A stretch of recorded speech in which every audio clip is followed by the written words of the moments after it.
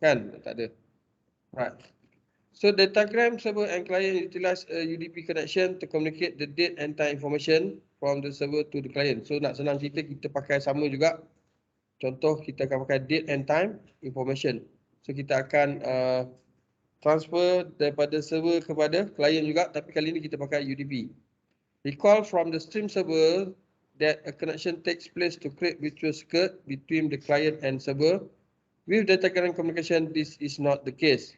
Therefore, we must alter the communication in order to make the server aware of the client request. So macam saya kata, tak ada handshake kat situ. Kita kena buat something supaya server tahu client tu cuba nak connect dengan dia. Boleh? Okay, so kita akan tengok figure 9.2 pula.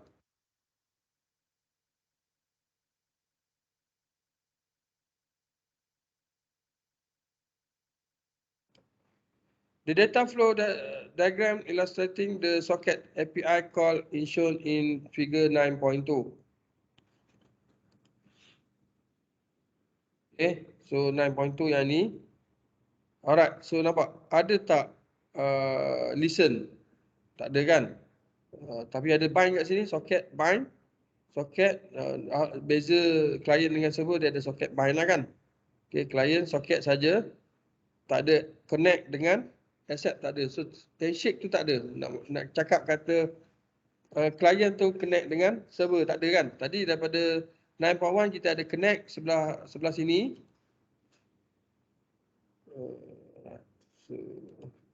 Sebelah sini tadi kita ada connect kan? Dan sini accept. Betul tak?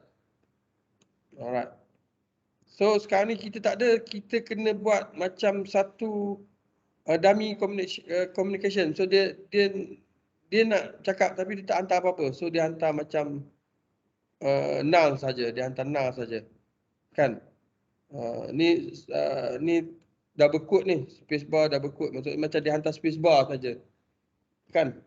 Bila hantar spacebar macam hantar ada benda nak hantar tapi tak ada apa pun yang dia hantar. Hanya itulah. So dia sebenarnya client bercakap dengan server. So client akan bercakap dengan server, nampak? Okay, so dia nak notify server kata client ni dah connect dengan server sebab dekat UDP tak ada connect dengan accept.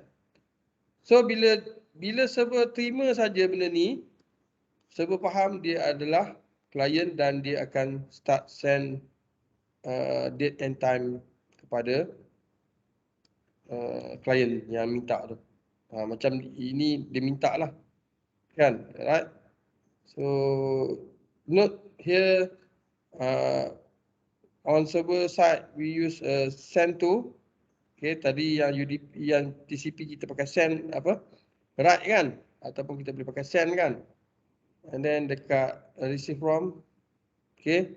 So sama ada kita dekat TCP tadi kita boleh pakai read dengan receive kan? Right. Okay, so dah dapat and then close sebelah mana? Server ke client? Okay, nampak? Close dekat client saja. Tadi ada dua-dua close kan? Alright. So the explanation at the server, we set up by creating our socket and then binding a name. Okay, binding a name to it so that the client can locate it.